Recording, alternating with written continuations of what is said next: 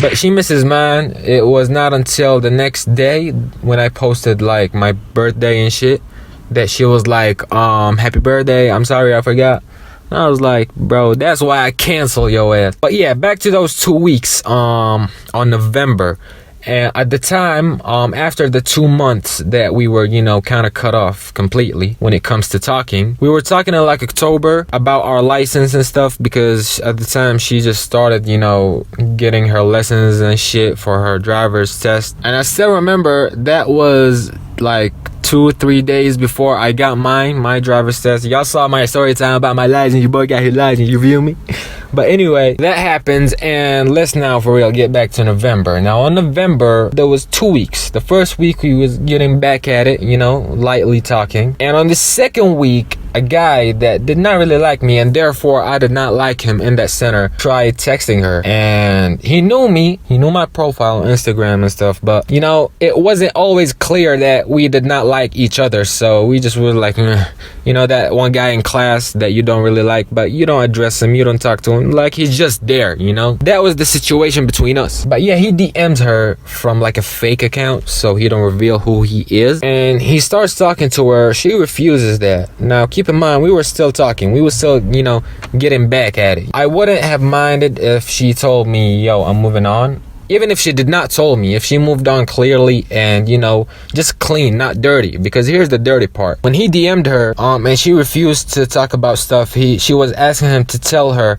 about where would she, you know him from. He talked about the center and stuff. He talked about me, about other people, so she knew. She kind of gave it away when they were talking. You know, she was like, you know, less stiff with him. And he asks her, and I'm about to tell y'all how I knew about all of that. He asks her if, you know, she was with everybody before in that center, or if everybody DM'd her, talked to her. She mentions some names. Half of these names I did not know that they texted her before. I don't know how she did not tell me at the time, because you know, the timing of people texting her was partially when we were in a relationship too. Supposedly, I don't consider this a relationship really. It's just toxicity at its finest, bro. So she mentions them names. Now, she mentioned my name, right? And that guy not liking me, he was like, okay, are you still talking to him? She said, no, he just texted me.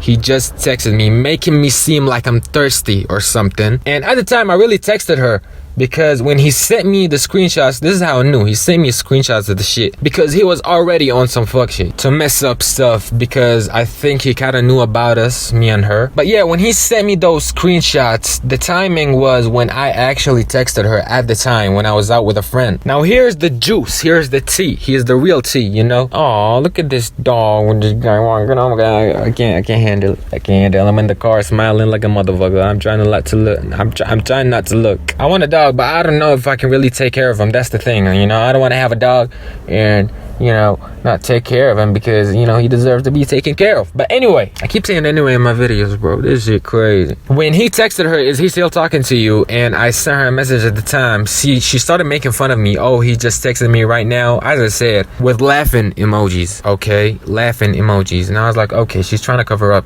me and her. Okay, it's okay, it's okay. That was my first impression when I saw these screenshots and these messages, you know, one by one. Then she added on. She was like, he's still trying with me. Then the guy texted her, I think, for real. She was like, yes, but, you know, he's not trying hard enough. All of that with laughing emojis. She belongs to the streets. So she disrespected me, and she said that I was following her all the time in that center. Oh, that's a case. While I never did that, bro. I have never in my life did that. There was a little bridge that you can walk on, and I was sometimes behind her, but it was either my Uber or my mom waiting for me on the other side, because there was traffic on the other side that I'm on. So I was like, what the hell? Okay. And that shit was before we even started talking. So why would you slander my name like that, based on lies too? The only time I stopped her on the stairs was during those 2 months where she, you know, went completely ghost, because I wanted to know what the hell's going on. She's not responding, bro. And I never approached her, never, like in the center, right?